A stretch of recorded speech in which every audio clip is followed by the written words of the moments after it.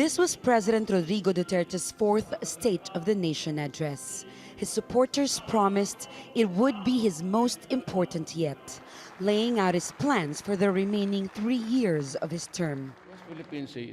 In his 90-minute address in Congress, where the majority is allied to his administration, he promised a continuation of his policies until the end of his term, and no let-up in his campaign against the illegal drugs trade. I am aware that we still have a long way to go in our fight against this social menace.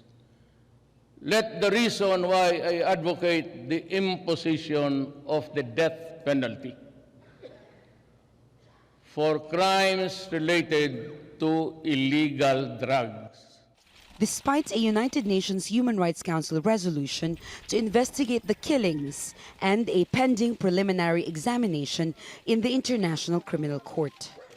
The Philippine government says more than 6,000 Filipinos have been killed since Duterte launched his so-called war on drugs, but rights groups say the total is more than 20,000. Local polls do show approval for Duterte's war on drugs, but many people also fear they could become victims of extrajudicial killings, and they support international investigations being carried out. Outside Congress in Manila, an effigy of Duterte was burned, and thousands of Filipinos took to the streets in protest.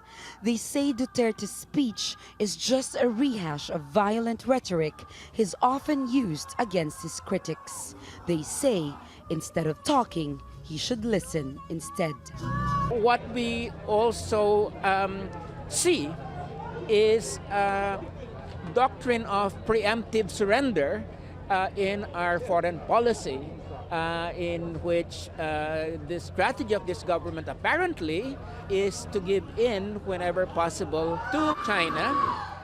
Duterte's perceived capitulation to China despite active aggressions in the South China Sea and his so-called war on drugs are the top major issues that dominate today's protests. People here tell us the president is unfit to govern and they want him to resign. The State of the Nation address is meant to be a showcase of the government's achievements. But protesters here say his speech is merely an attempt by government to conceal grave violations committed against the Filipino people. Jamela, Alindogan, Jazeera, Manila.